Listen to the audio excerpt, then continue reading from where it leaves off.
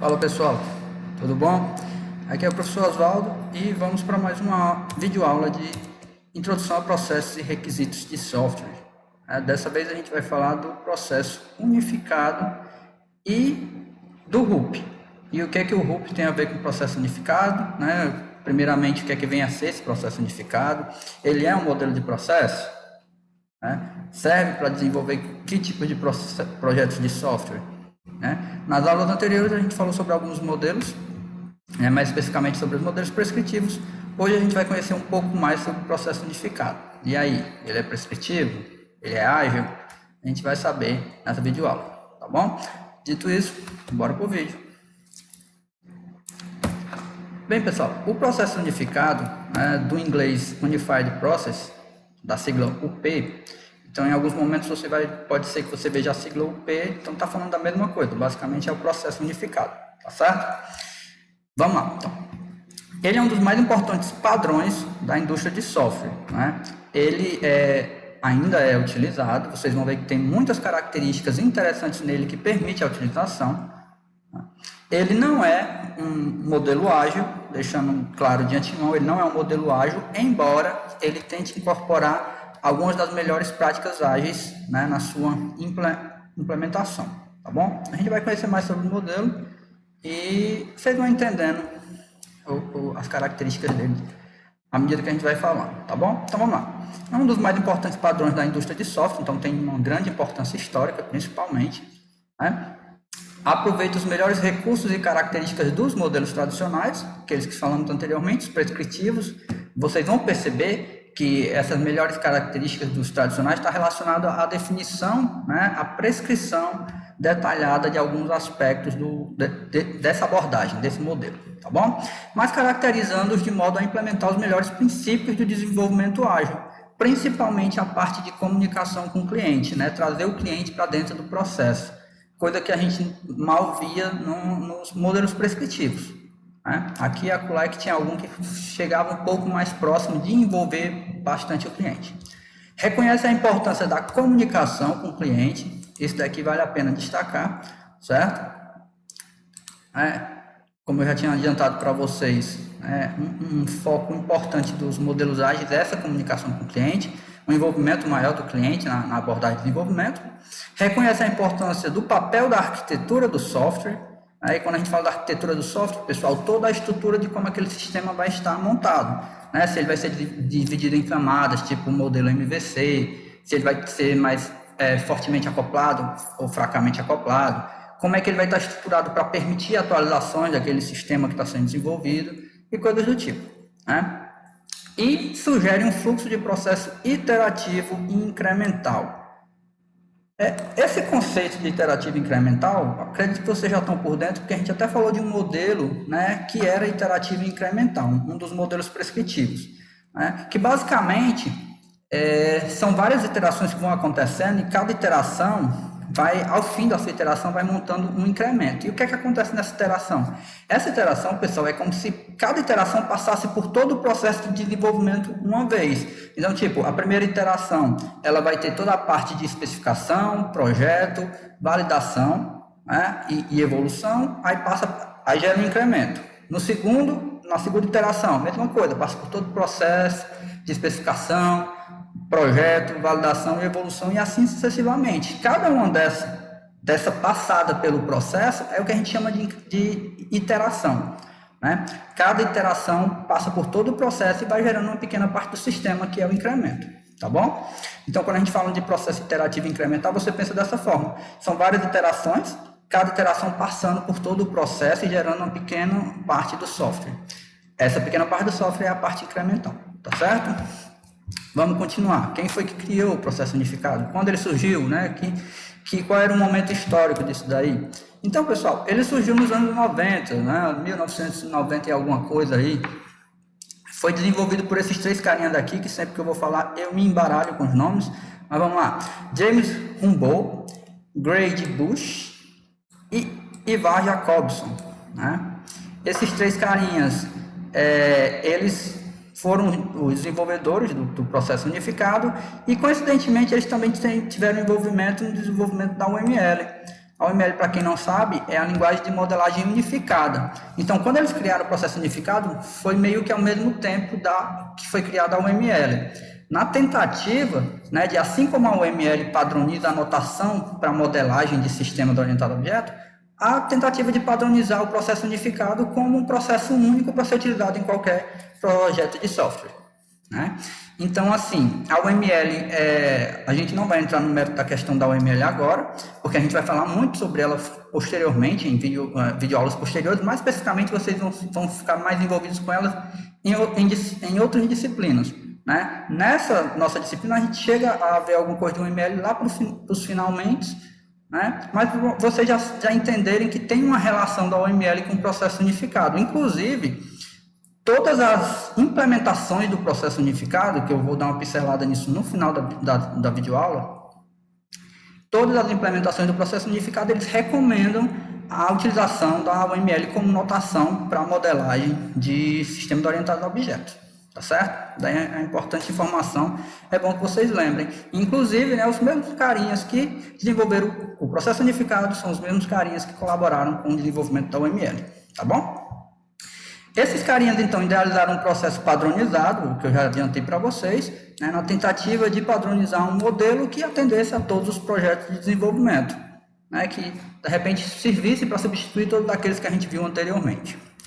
Enquanto a UML fornece a tecnologia necessária para dar suporte à prática de engenharia de software, né, e aqui só voltando a falar mais um pouco da UML, né, esse suporte que ele fala é que a UML ela nos fornece toda a notação de vários diagramas que a gente pode utilizar para modelar um sistema orientado a objeto. Né? Então, essa tecnologia fornecida pela UML, ela dá suporte às práticas de engenharia de software, mais especificamente no que diz respeito à modelagem do sistema. Você tem os requisitos e você vai modelar o sistema, dar forma a ele antes de passar para o desenvolvimento.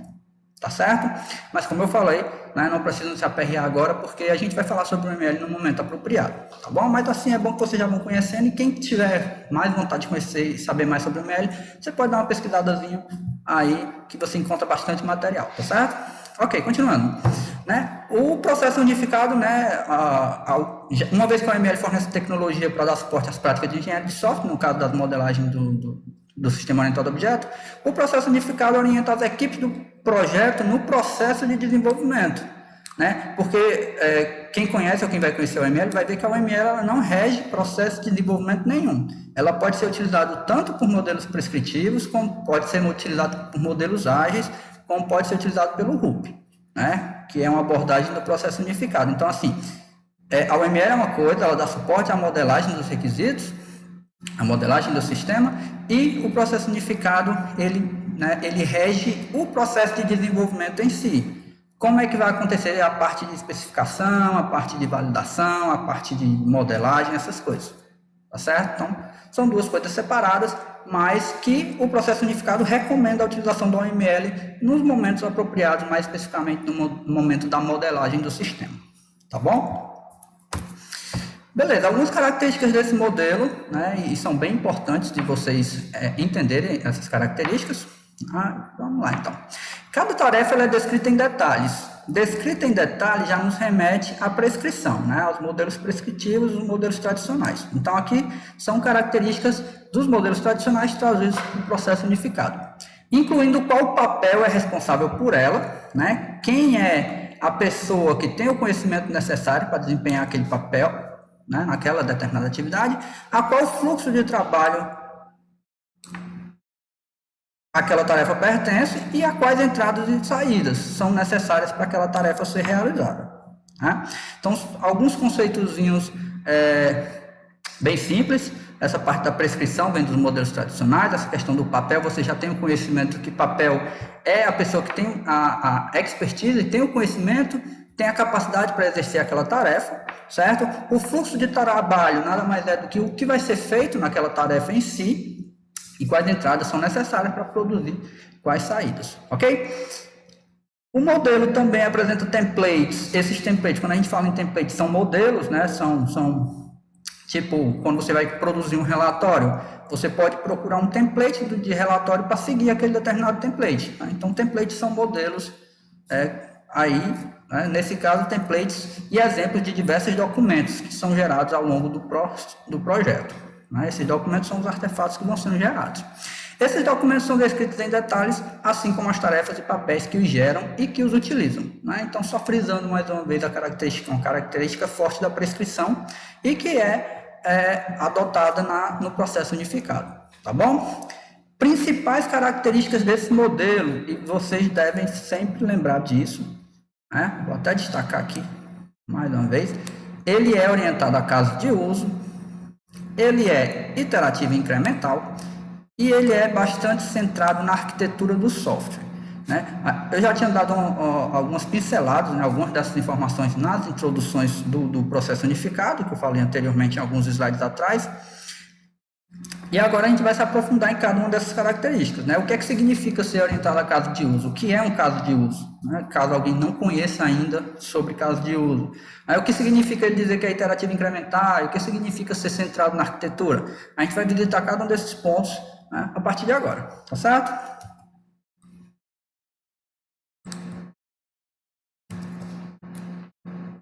Então, o primeiro ponto, pessoal, né, ele é orientado a caso de uso.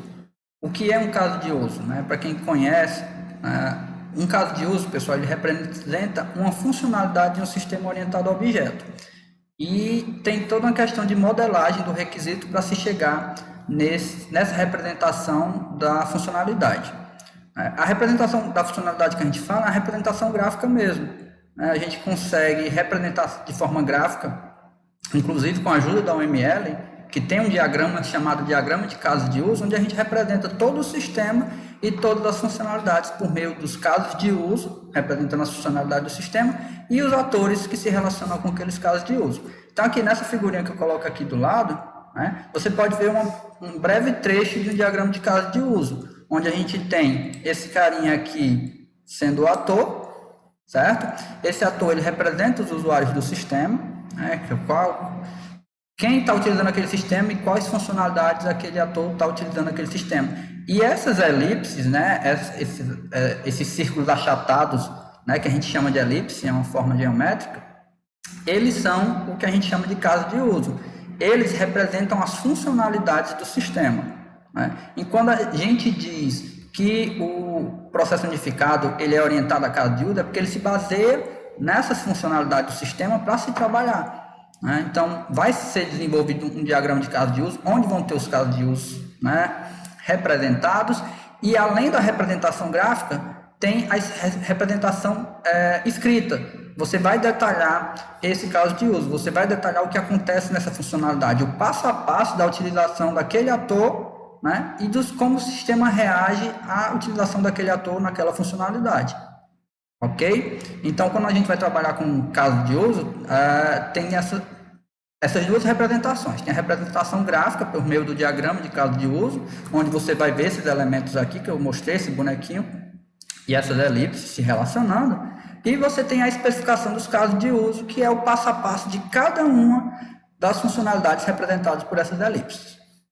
Tá certo? E aí, isso para ser utilizado no processo de desenvolvimento, ele é bem interessante, porque, por exemplo, em cada iteração você pode separar um grupo de casos de uso, um grupo de funcionalidades para ser desenvolvido a cada interação. Beleza? Então, vamos lá. O caso de uso, ele é a representação de uma funcionalidade do sistema, daqui eu já falei para vocês, fala a linguagem do usuário. Quando a gente diz que fala a linguagem do usuário, porque quando você vai ver o diagrama de caso de uso em si, você já consegue entender quais são as funcionalidades que existem no sistema e quais os usuários que interagem com aquela funcionalidade. E se você for ler a especificação, você vai entender como é o passo a passo da interação do usuário com aquela funcionalidade. O usuário primeiramente preenche determinado formulário, insere determinada informação, o sistema dá um feedback para ele, o usuário confirma a operação e etc. Então, fala a linguagem do usuário. Fornece um resultado de valor, afinal de contas, quando um usuário vai utilizar qualquer funcionalidade do sistema, ele está utilizando para ter algum retorno daquela funcionalidade, seja um cadastro que ele está realizando, seja uma impressão que ele está solicitando, a impressão de um relatório, por exemplo, e etc. Então, toda funcionalidade, todo caso de uso, né, ele representa uma funcionalidade que tem um retorno de valor para o usuário que está utilizando.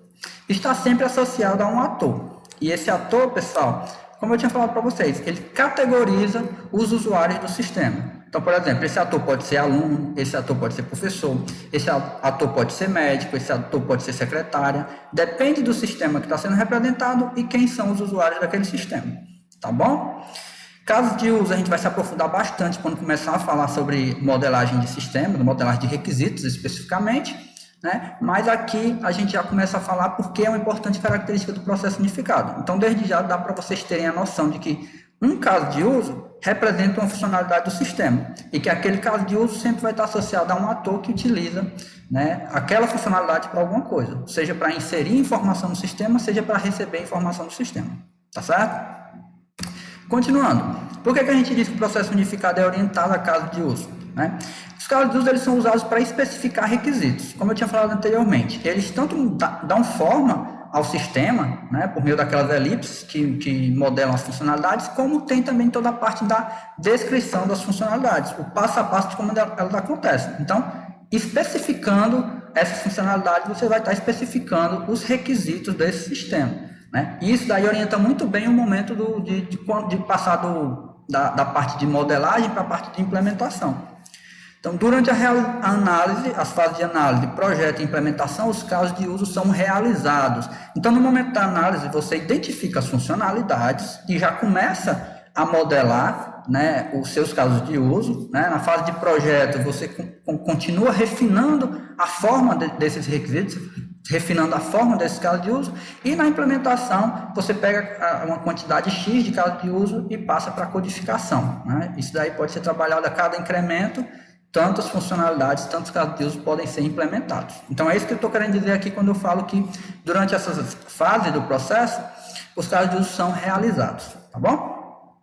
Durante os testes, verifica-se se o sistema realiza o que está descrito nos casos de uso, ou seja, vai-se analisar os requisitos fornecidos pelo usuário e as funcionalidades que foram desenvolvidos, ou seja, os casos de uso que foram desenvolvidos. E aí você vai comparar para ver se as funcionalidades estão em conformidade com os requisitos, né?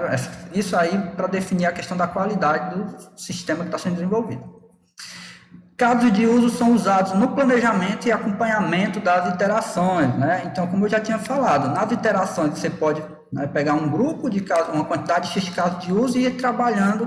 Você pode pensar em quais casos de uso são mais prioritários para trabalhar nas primeiras iterações e seguindo essa prioridade, né? Então, a cada iteração você vai ter uma quantidade X de casos de uso, de funcionalidades que vão ser desenvolvidas e gerar um incremento daquelas funcionalidades, né? Então, serve também para, principalmente, essa questão do planejamento e acompanhamento das iterações. Planejar é um momento super importante e os casos de uso vão ajudar nesse planejamento. Isso falando sobre a abordagem, né, do processo unificado ser orientado a casos de uso, né, com base nos casos de uso. Vamos agora para a característica que diz que ele é iterativo e incremental. A noção de iterativo e incremental a gente já conhece, eu até já falei para vocês hoje, né, agora faz pouco tempo na videoaula. Por que a gente diz que o processo unificado ele é iterativo e incremental? Porque ele trabalha, né, com iterações e, ao final de cada iteração, produz um incremento. Esses incrementos vão sendo integrados, né, devidamente testados, para ir construindo um sistema maior, tá bom? Então, ele principalmente adota essa abordagem do iterativo incremental por causa daquela máxima que aquele ditado que a gente fala, dividir para conquistar. É quebrar um grande problema em partes menores e ir resolvendo, né, essas pequenas partes menores, essas pequenos probleminhas, para chegar numa solução macro. A gente conversou sobre esse dividir para conquistar anteriormente, quando estava falando dos conceitos da engenharia de software, onde você tem um grande problema, vamos dizer que esse grande problema é um sistema que vai ser desenvolvido, você quebra ele em partes menores, por exemplo, em módulos, em funcionalidades, e a cada iteração você vai, né, resolvendo esse probleminha pequeno, produzindo pequenas soluções, e ao final você junta tudo e tem a solução pronta. Basicamente a noção é essa. O desenvolvimento ocorre em várias iterações, cada uma delas resultando em uma extensão de funcionalidade ou maior conhecimento do sistema.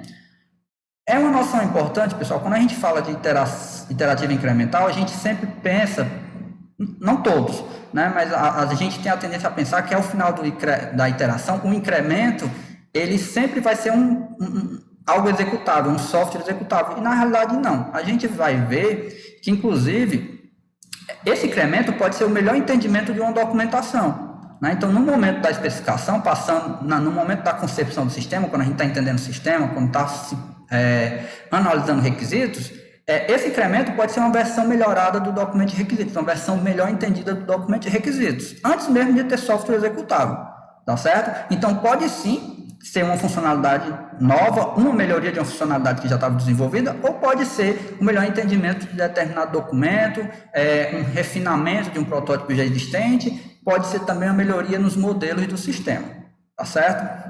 De forma, né, que isso seja gerado ao final de uma interação, porque aquilo ali está agregando valor para o processo de desenvolvimento, tá certo? Os maiores riscos devem ser tratados nas primeiras iterações. É algo que pode ou não acontecer, né? Então, quando identificados, eles devem ser tratados, porque caso eles aconteçam, deve ter um plano de resposta a eles. Né? Então, riscos existem dos mais diversos, desde alguém adoecer, desde um computador onde está sendo desenvolvido o sistema queimar e etc. Então, tem que se pensar nos riscos que podem acontecer dentro do projeto e, caso eles aconteçam, tratar eles, tá certo? Claro que, a gente nunca espera que, tem riscos que acontecem nos piores momentos. E mesmo acontecendo, tendo um bom planejamento, né, vai ter uma boa resposta a esses riscos. Aqui, pessoal, é só para dar forma ao que a gente chama de iterativo incremental. Então, cada uma dessas aqui, né, eu gosto de chamar de cascatinha, cada uma dessas é uma iteração, certo? Cada uma dessas iterações está passando por todo o processo, né, por todas as fases do processo de desenvolvimento. Aqui, só para a questão de dar a legenda aqui, o R é a parte de análise de requisitos, toda a parte de especificação, de entender os requisitos, né, fazendo referência direta àquela fase de especificação do processo de desenvolvimento de software.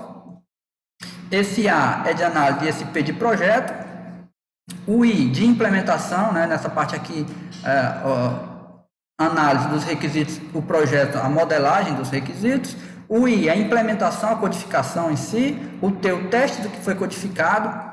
E T é a iteração, ou seja, é meio que a evolução, é a preparação para a próxima iteração, para o próximo incremento começar a ser desenvolvido, tá certo? E aí vai sendo dessa forma até chegar na última iteração, onde vai ser fechado o sistema final e entregue, né? Então, basicamente, essa é a noção do iterativo incremental. Cada iteração produzindo um incremento, esse incremento, né, vai se integrando aos outros até ter o sistema como um todo. Aquilo que foi dividido agora está sendo junto e você tem uma solução macro, tá bom? Isso, né, ele ser focado no iterativo incremental. E ele também é centrado na arquitetura. E quando a gente fala na arquitetura, pessoal, pense que é a arquitetura do software, certo? E aí já remete àquela ideia. A arquitetura está ligada à estrutura do software, de como é que o software, né, vai ser estruturado, se ele vai ser dividido em camadas, como é que vai ser essas camadas e etc. Beleza. Por que a gente diz que o processo unificado é centrado na arquitetura? Porque ele estimula a definição de uma arquitetura de software robusta nas fases iniciais do desenvolvimento. Então, um bom planejamento, né, o que a gente chama de robusto, é um bom planejamento dessa arquitetura. Porque, basicamente, tem uma informação importante, os casos de uso, eles estão relacionados às funcionalidades e a arquitetura está relacionado a onde, né, aquelas funcionalidades vão estar acontecendo. Por exemplo, a plataforma que vai ser utilizada para rodar aquele sistema onde as funcionalidades acontecem, né? Como é que vai ser a comunicação com o banco de dados, se vai... Então, vários aspectos, né? Se vai ser comunicação com o banco de dados, comunicação com o web service, tudo isso daí, essa parte da arquitetura que está muito... se a gente olhar por um lado, enquanto os casos de uso estão voltados para os requisitos funcionais, a arquitetura do software está voltada para os requisitos não funcionais, né? As restrições do sistema. Então, é bom se pensar na arquitetura do sistema, né? Como é que as classes desse sistema orientado a objeto vão estar relacionadas para dar origem aos objetos e etc. A arquitetura guia o projeto e implementação das diversas partes do sistema, porque a gente sabe que o sistema vai ter funcionalidade, mas essas funcionalidades elas só acontecem devido aos objetos que estão se comunicando entre si. E para esses objetos se comunicarem entre si, tem toda a questão de como é que está arquiteturado o seu sistema. Então, por isso essa importância da arquitetura. E no processo unificado, ele não sugere, é uma característica forte da abordagem que essa arquitetura seja pensada logo nas fases iniciais, né? Seja pensado muito bem nisso daí, para a partir disso já poder se trabalhar durante todo o desenvolvimento. tá certo? Por isso que a gente diz que ele é centrado na arquitetura. Quando a gente fala de arquitetura, a arquitetura do software, viu, pessoal? Confunda aí com coisas de engenharia civil, construção de cada, não, arquitetura do software, uma vez que a gente está falando de software, tá bom? Piadinha besta. Beleza.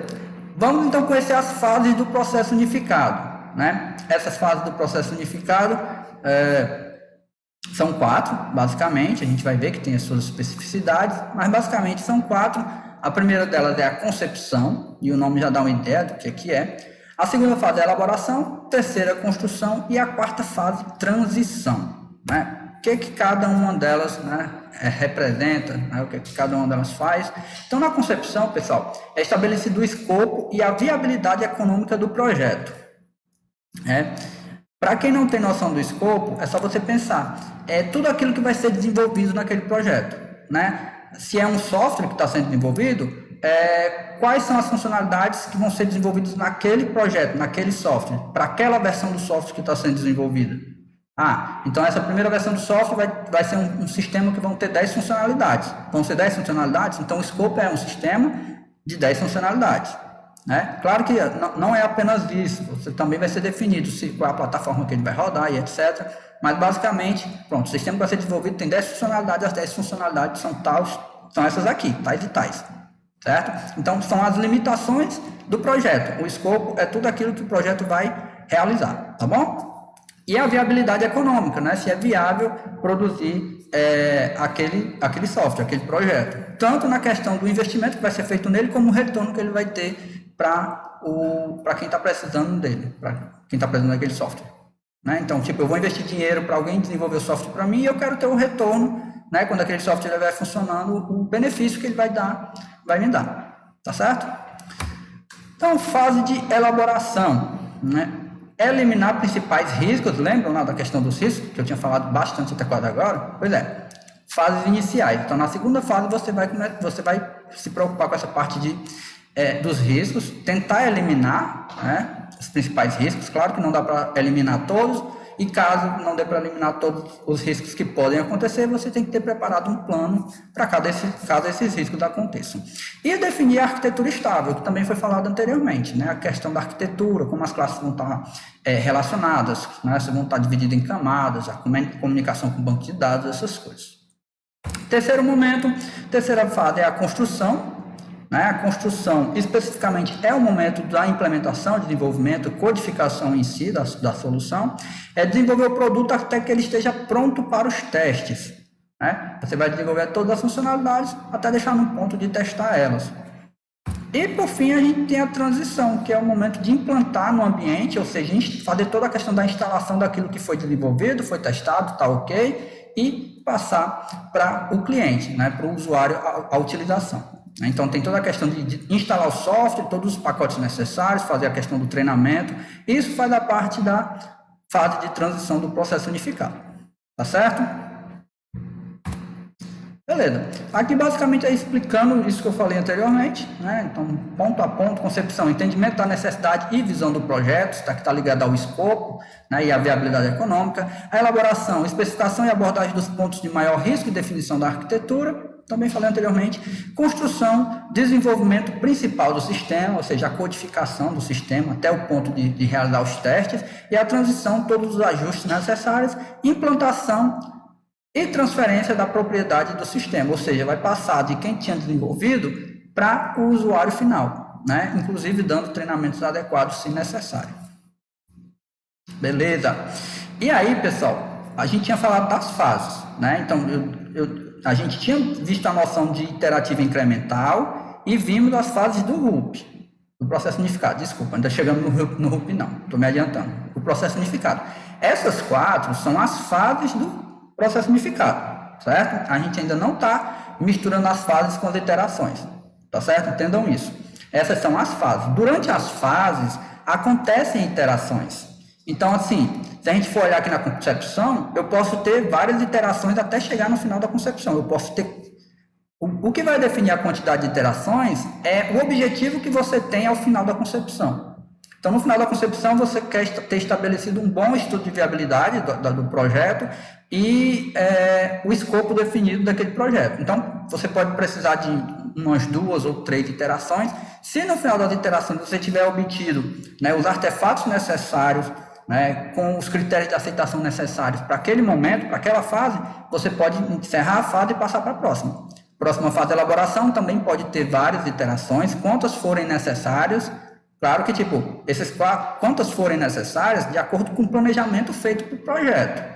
Né? Isso daí tudo tem que ser muito bem estabelecido para também não ficar uma coisa, a gente não sabe quantas iterações vai ter, porque a gente não sabe quando vai ficar pronto.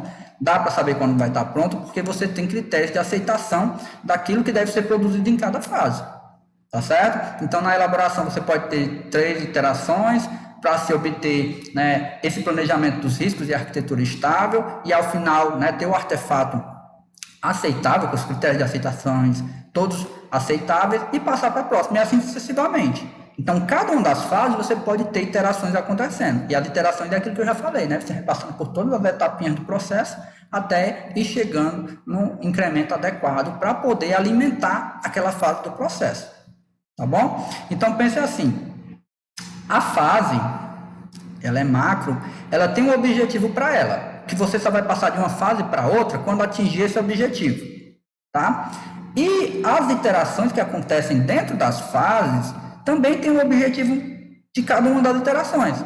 Então, você entenda que as iterações têm os seus objetivozinhos pequenos, que quando eu tiver estabelecido, né, quando eu realmente tiver obtido o objetivo dessas iterações, eu posso, então, né, encerrar aquela fase, porque as iterações produziram o necessário para aquela fase. E cada vez que eu obtenho esse objetivo, que a gente chama de marco, e daqui a pouco a gente vai falar sobre eles, eu posso, então, transitar de uma fase para outra. Né? Isso é importante que vocês entendam que o momento de passar de uma fase para outra é quando você obtém, né, quando você atinge o marco daquela fase. E aí sim, pronto, o marco da concepção era ter o escopo do projeto bem definido e o estudo de viabilidade realizado. Atingimos, foi aceito, passa para a fase de elaboração. Na elaboração, o objetivo, o marco principal, né, o momento importante que marca aquela fase é obter um planejamento dos riscos e uma arquitetura estável. Foi atingido? Encerra a fase e passa para a próxima, e assim sucessivamente. Eu fiz toda essa questão... Eu dei toda essa explicação, fiz toda essa questão introdutória em relação aos marcos, esses objetivos, porque é o que a gente vai falar sobre eles agora, tá certo? Né? Uma vez que a gente vai começar a entender como é que funcionam as iterações dentro das fases. Como eu tinha falado, né? Cada fase, ela pode ter as suas iterações. Isso daí vai depender de como é feito o planejamento, né, para todo o desenvolvimento do seu projeto. Nesse caso aqui, a concepção só teve uma iteração, não precisou de mais do que isso, para passar para a próxima elaboração. Então, foi realizada essa iteração preliminar, obteve-se, né, o objetivo dessa fase, por meio de apenas uma iteração, obteve-se o que a gente chama de grande marco, que é o objetivo principal daquela fase. Quando esse grande marco é atingido, a gente pode transitar de uma fase para outra, tá certo? E foi para a elaboração. Na elaboração aconteceram 2 iterações, né? De uma iteração para outra, tinha um objetivo menor para ser atingido, e ao final da segunda iteração, a gente tem o objetivo macro da fase que foi atingido, permitindo a passagem para a próxima fase, que é a construção. A construção, por sua vez, tem mais algumas iterações, e assim sucessivamente, atingindo os marcos e passando para as próximas fases, até o final do projeto. Né? Então, basicamente, você tem as fases, e dentro delas acontecem as iterações, para se atingir um determinado objetivo maior. Quando atingir esse objetivo maior, você pode transitar de uma fase para outra. Esses objetivos maiores é o que a gente chama de grandes marcos. Tem até uma notinha explicativa aqui. Né?